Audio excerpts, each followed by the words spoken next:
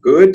I've had to focus on keeping myself sane, but it's coming along. Well, let me tell you, you were a perfect example of someone that handled anxiety very well. So hats off to you. You did great. It's weird. I've never struggled with technology before. It's never been a thing for me. So for me to be going through this, because I generally look at something, I'm like, oh, surely you do this, and it works. Not today.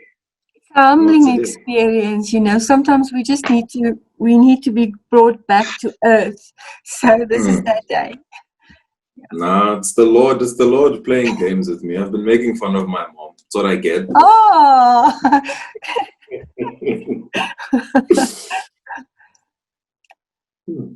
So, I'm hosting. I should probably, okay. I think Tell you us should more take about the what you lead. do. Yeah. Tell us about what you do. And before we continue, Auntie Lisa, what would you prefer? Just Lisa, whatever you feel comfortable with. If Auntie comes easier, you just Auntie me. I'm easy with regards to that. Because we met through Josh, and I was part of Josh's team last year when we did the wholeness course. I And he remember. referred to you as Auntie Lisa, and he's older than I am. So I can't just Then I'm just an auntie. I'm definitely an auntie then. So it's happy fine by days. me. 100%. Yeah. Oh, Auntie Lisa, what does Auntie Lisa do? I work at the Hope Center at Hatfield Christian Church. I'm responsible for most of the counseling that happens there. And yeah, I must be very honest, when the lockdown started, I was very apprehensive with this online counseling and how would it interfere with personal connection. And it it's flabbergasting to me to see how well it's going. And so unfortunately, I'm one of those people that need to say, or fortunately, I'm busier than ever. So the online counseling is going very well.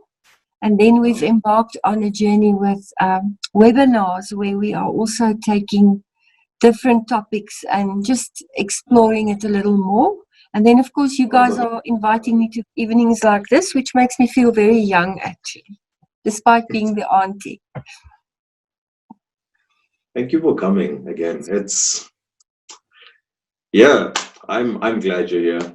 When Stephen gave me the opportunity to host today's meeting, I was like, I've experienced that before, and I've learned from you, and it was a really, really, really interesting experience because I went from thinking that I'm this leader who's ready, I can hear the Holy Spirit, I know God's voice, and I got a bit arrogant with regards to that.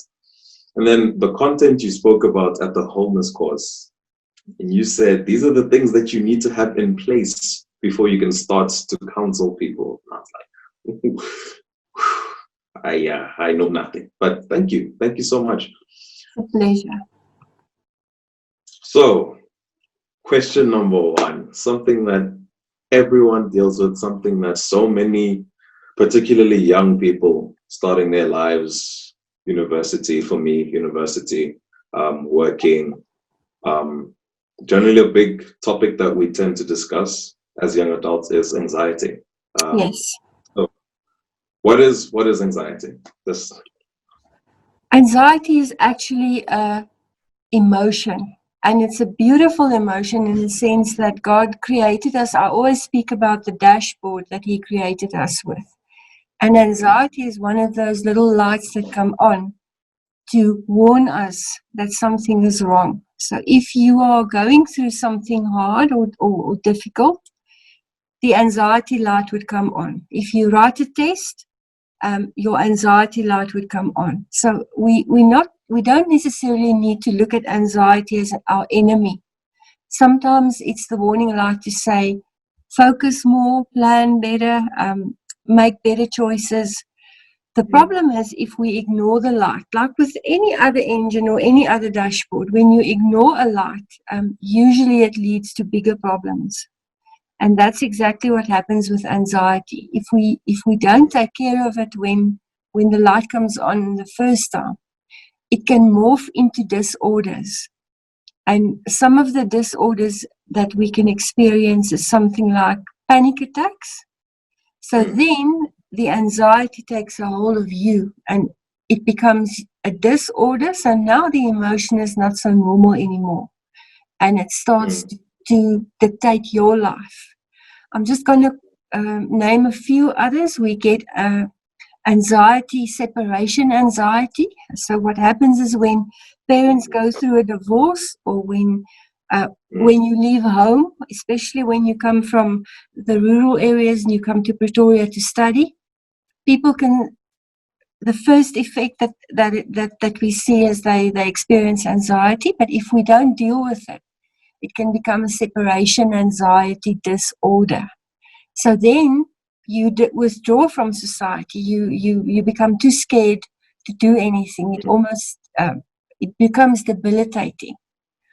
Another example is social anxiety, and one of the culprits here is social media, unfortunately, because what we see out there is so very perfect, and everyone has got these beautiful lives, and they are accomplishing many things despite COVID. They are looking like models at home, while the rest of us don't look that well. So what wearing our thick woolly sweaters exactly or we go to day 3, the hair becomes more and more curly, but okay. So when you look at the social media image, you weigh yourself against that, and then a social anxiety disorder can develop. So then I become too anxious to go out. I feel fat. I don't feel pretty. And for that reason, I keep myself from social events. I become withdrawn. You need to shush me. You need to take super control of me, because I will just keep on talking. So feel free to stop. Please, because everything you've touched on is generally stuff that I myself have had to deal with, whether it be me, whether it be friends, particularly social anxiety. I left matric having been okay. I had friends. The friends that I had then are good friends to me. But if I was in a space where I was away from the people I knew, it was a lot easier for me to just, sit back, sit here in the corner. Yeah. It's very real. And the thing is, if your identity is not formed, or if you're not certain of who you are, or if your background is a little complicated, it's difficult to walk into a new social setting and to be able to express yourself in an authentic way. So in short, that is in anxiety. So anxiety initially is not a disorder, or it's not necessarily something that we need to worry about if we do something about it in time. But if we neglect it, or if we ignore it, or what we usually do is we would pray for that person, for the anxiety to go away, and hopefully it happens. But oftentimes that person needs coping mechanisms. How do I deal with my issues so that this doesn't morph into a disorder? So that is what anxiety is. And look, you and I both experienced anxiety tonight, just to get this connection going. But we were able to stay calm, and we were able to sort it out, to go to plan B. And here we are. So well done. You said something interesting about anxiety being like a light. And the picture that I saw in my head was of the check engine lights, the usual, that little orange logo you see in the dashboard. Is that what you meant? Yes. Yes. So, yes? No, I'm listening. So, the analogy suggests that anxiety doesn't necessarily have to be this overwhelming thing. It is this nice, friendly reminder, as you said, to focus, to maybe prepare better, maybe pray better, do something better. Ultimately, it varies with everyone. That's pretty cool. I just wanted to highlight it again. So anxiety left unchecked causes the problem, not necessarily anxiety being the problem. Yes. So what we need to be, especially leaders like yourself, you need to be aware of this. So if I'm one of your flockies, or I don't know what you call it in your setting, but if you realize or pick up that every time that I have to write an examination, I'm filled with anxiety just before the exam, and I run to you for prayer. You need to take note, and you need to teach me, help me, consult with me. Maybe you should do better planning while you're studying. Now, what does your studying schedule look like? Do you start in time? So you can be very wise in that moment and help a person. What we don't do, and especially as Christians, is we don't take care of the mundane. We take care of the spiritual. So you would pray for me every single time that I'm filled with anxiety because I've got to write this test. So you're not teaching me a valuable life skill. So we just need that discernment. Now, of course, we always pray. I'm not saying don't pray, but sometimes we have to do a little more than just pray our problems away. Or if someone doesn't work well with money, and you realize that this person needs to borrow money from you every month at a certain time, then instead of praying for God's ultimate provision and for a miracle to happen and maybe he wins the lotto, we need to teach that person, you need to budget. You need to use the money. Yes. So, because if you don't have money, if you have responsibilities and you don't have money, the light will come on. The anxiety light will come on. And then you're sitting with this emotion that is disturbing. How would do you ever have to interact with people that suffer from it's weird to say more anxiety, but like a greater deal of anxiety to a point where they need to seek the help of a professional? Definitely. So there's also in leadership, there's a lot of wisdom. We need to know where our limits are, and we need to be so self-aware that we know this person is on the brink of morphing into a bigger problem or a bigger situation. So then I come alongside someone and I would encourage that person, please go find help, seek the help of a counselor, or if it's even further down the line, a trained counselor will then help that person to see a psychologist or psychiatrist. So we need to be very aware of our limits so that we don't try and help someone that needs more specialized help. And see all the help available. You guys being the leaders, the Hope Center being there as a catch net, and we've got relationships with professionals. Let's work together in this whole chain of help instead of trying to help on your level, and it just gets overwhelming there. So it does put a bit of responsibility on, if I came to you, it does put a bit of responsibility on my shoulders to deal with the problem. We get a fix out of helping people.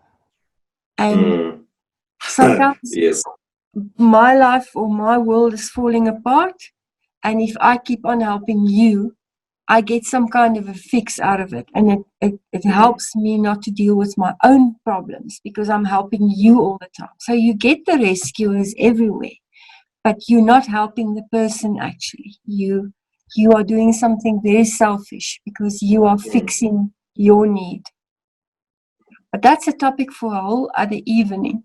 Ooh, I do hope everyone who's listening in leadership heard that though. I know it's a struggle for me. Being a Superman is fun. It's very fun. It's nice. Yeah, it's lucky. Oh, it's exciting. I'm not sure how clued up you are on the scientific side or the biological side of anxiety, but I had a friend tell me something so interesting. So he was prepping for a 2-day law exam. He's writing his master's, and he's in his onesie. He's in full work mode. Like he's amazing to see. And he said something interesting. He said anxiety tends to release a bit of dopamine. How true is that? I think that is, I can't speak as a scientist, obviously. I am limited in my knowledge.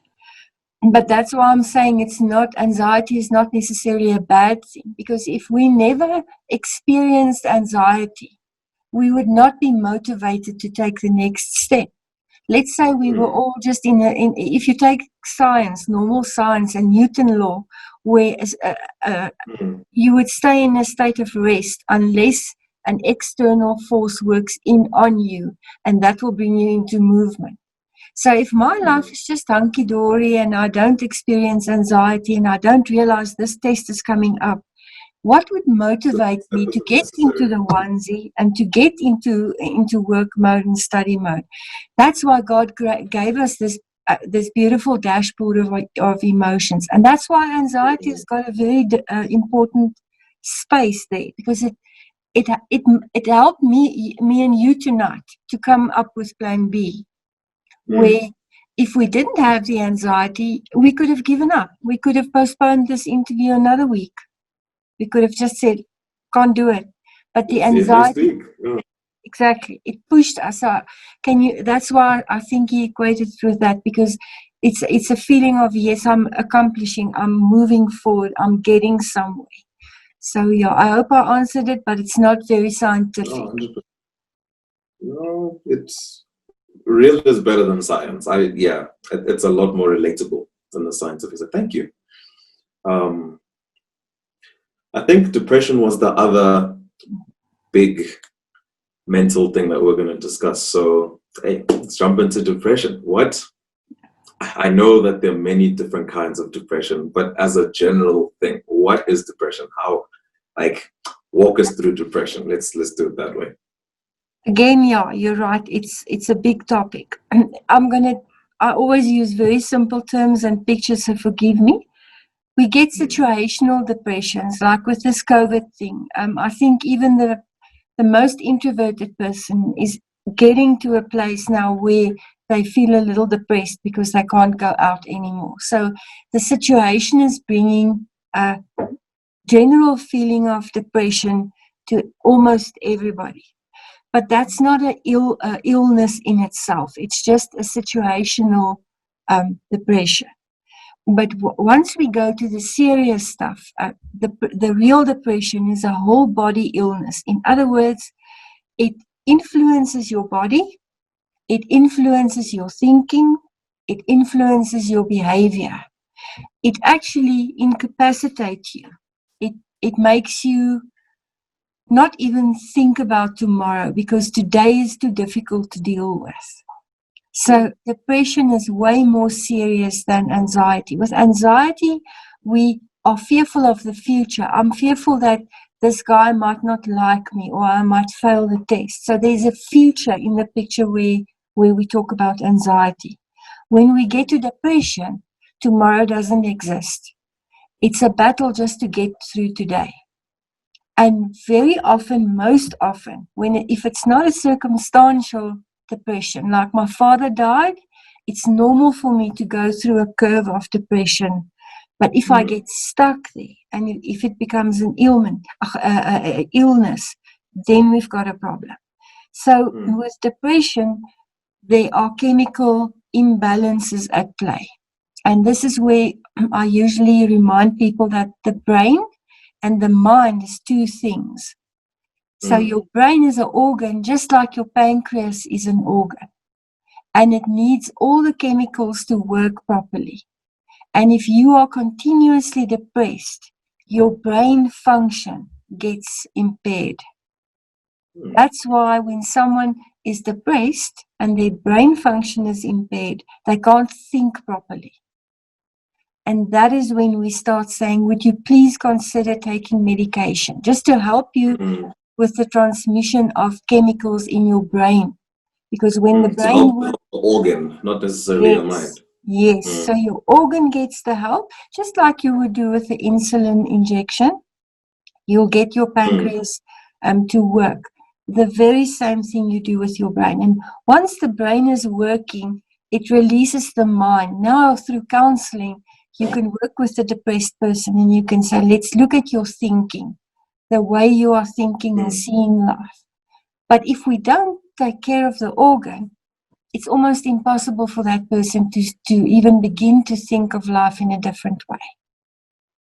That's it. It's serious. I had a very specific train of thought, but I want to deviate and ask a bit of a different question.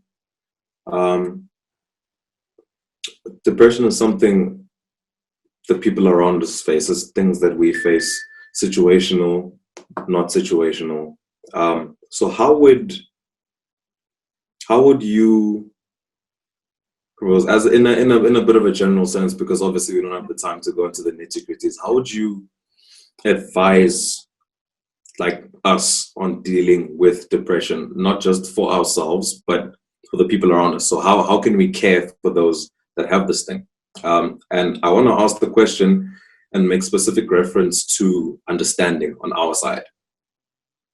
I'm gonna split it up and say that if you have a friend and that person stays depressed for more than 14 days, a red light is coming on. So then you need to start thinking that this person might need help. So the best thing we can do is to be very supportive, but also firm.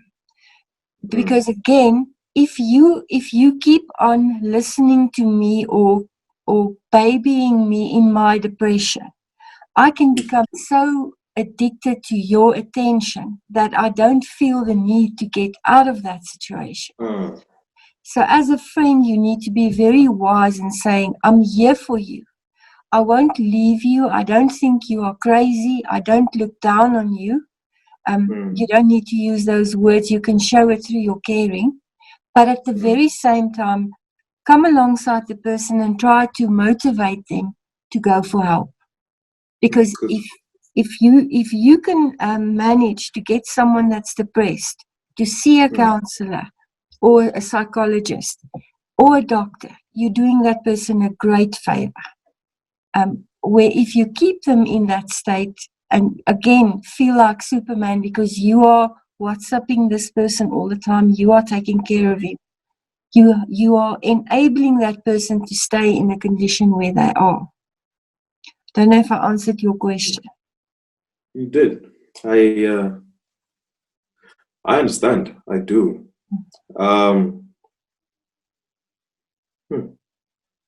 Now, yeah, I don't even know how to phrase that question. It's very strange because the getting your friend to see a counselor, it comes with this really negative perspective. The fact that if you are going through something and you have to see a professional, it's usually associated with, oh, you are crazy, and oh, you are sick, and oh, all these terrible things. Could you shed some light on what it looks like from your side? Because this is something that you deal with, and It's very true, and I think it's society's. We can blame society for that. But what has been happening lately, and with all things like this talk that we are doing tonight, we are bringing awareness, and we are making it more okay for people to ask for help.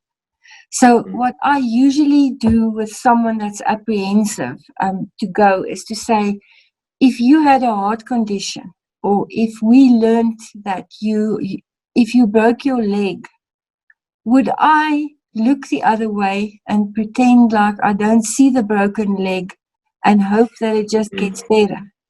So as a friend, would you trust me to such an extent that you will listen to what I'm saying so that we can find assistance or help for you? And as a counselor, my way of dealing with this is to say to the person, just talk with me. If you don't like me within 10 minutes, or if you feel uncomfortable with me within 10 minutes, you can, I'm always giving the person the power to decide if they want to be there or not. Oftentimes a mom or a dad would drag in a younger person into the office, and I make very sure that the mom and dad leave so that I can say to that young person, look, you don't want to be here and I get it. but let's look at what's happening. Why? Or sometimes I would turn the tables and say to the young person, why are they so crazy that they want you to be here? And that opens the door for them to feel comfortable to actually share. So that's some of the ways I think that we just need to use. I also get people that say to me, I've been for counseling and it didn't work, or I hated the counselor. And then I say, I get it, because sometimes we don't gel with people. So I really get it, but give me 10 minutes. And if you don't feel comfortable with me, we'll find you someone. We'll keep looking till we find someone that you feel comfortable with. So then you become the partner to the person with a problem in looking for an answer. Sometimes I'm not the answer, and I need to be okay with it. It's good. The perspective, it's different, because now the reality is from the depressed person's side, the reality would be, okay, this person is a trained professional and they're trained to deal with very specific and general situations, and they're bound to look down on me, and all they're doing is giving me a prescription. It's not something necessarily to deal with. But then on your side, it's a thing of, what can I do to help you? And as a friend, you can do the very same. Sometimes they use excuses like, I don't want to go see someone or go for counseling because my workspace, people at work might think I'm crazy, or I might lose my job. And then I would just bring the reality or the perspective to say, you might not realize it, but the fact that you are depressed is so visible in your being that the people at work know already. They're already aware of the fact that when you walk into the room, that there's a darkness that comes with you. So sometimes, just because when you're in that space, you don't realize that it's actually showing up. It manifests itself through your behavior or your lack of participation in normal daily activities. So there are ways and means, but their biggest fear is discrimination or being looked down on. The other very big thing is not having enough faith. Sometimes they feel very guilty because, unfortunately, when we're in a Christian setup and we pray for people, we create this expectation that God can touch you and you can walk out of this room and you can be rid of this depression. And then the person walks out and the depression goes with him. And then they feel even more guilty because now all of a sudden they realize, okay, now I also don't have enough faith to get me through this thing. It just compounds the problem. Yes. So when we apply our faith, let's do it in a way, I'll be here, I'm next to you.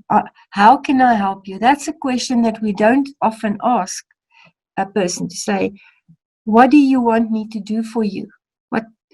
You're giving that person the dignity, you're giving that person the power to let you know, this is what I need. And then you can help. Sure. I have a lot to learn about that particular thing.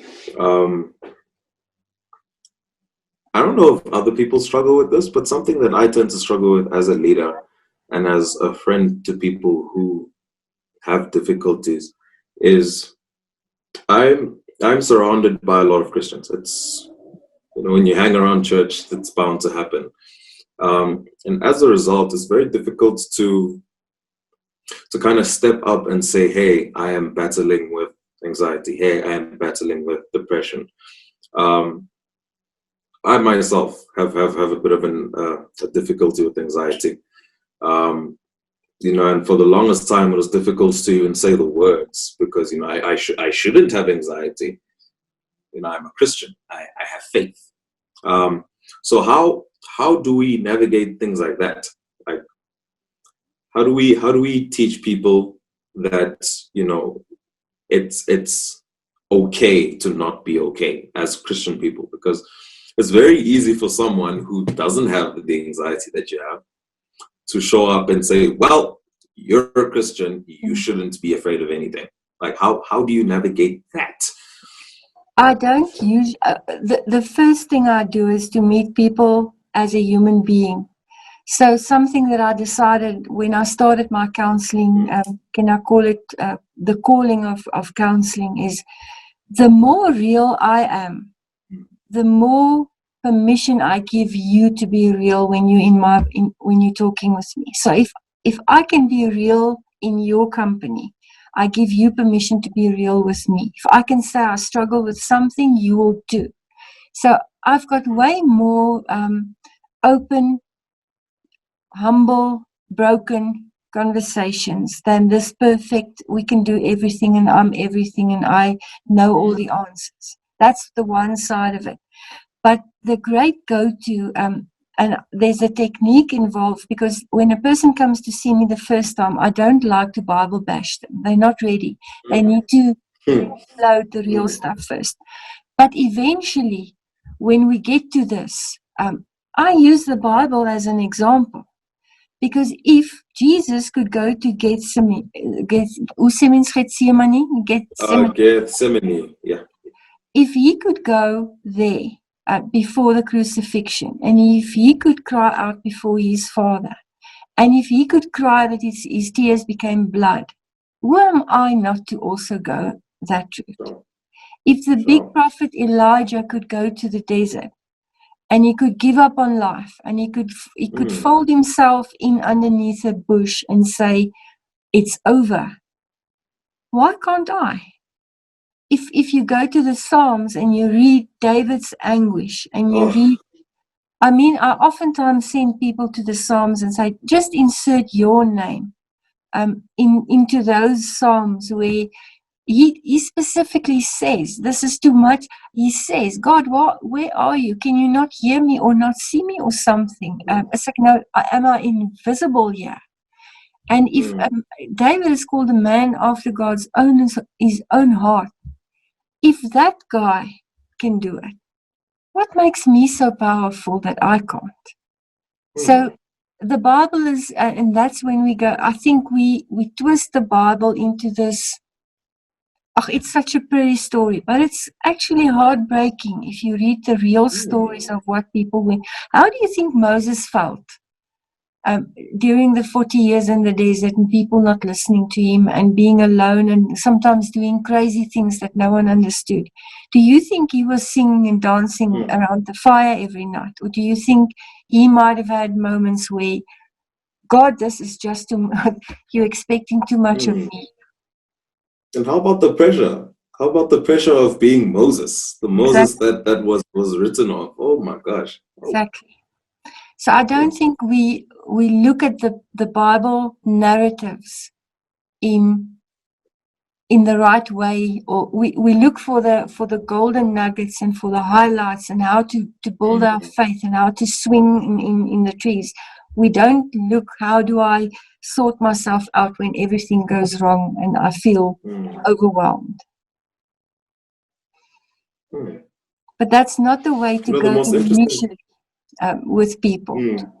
The most interesting thing that I have picked up on like throughout the conversation is that it's something that we're both doing. I can't fix your problem. I will come alongside you and we can work towards it. It's something I need to understand as someone who deals with daily anxieties. Studying is difficult and being at home is difficult and all these things. I appreciate that. Thank you. Pleasure.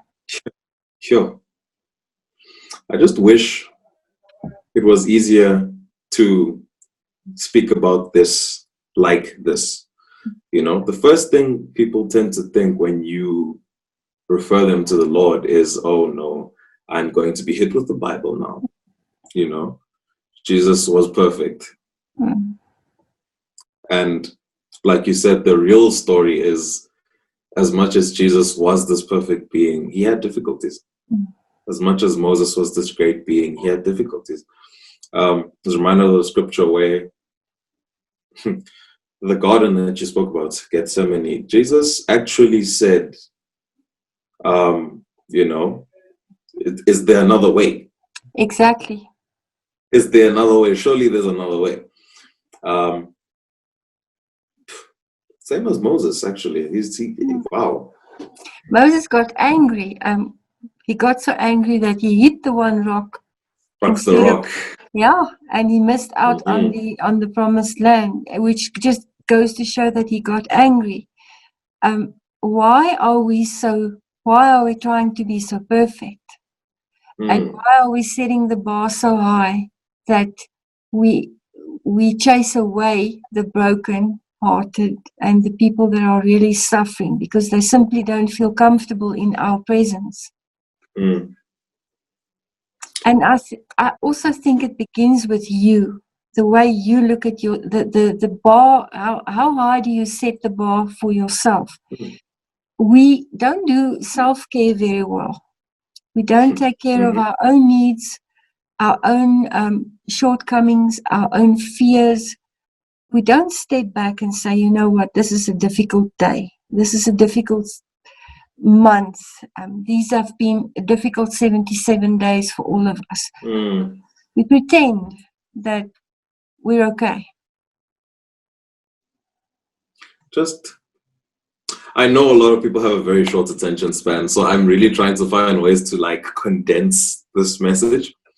And I think this will be the last question I ask.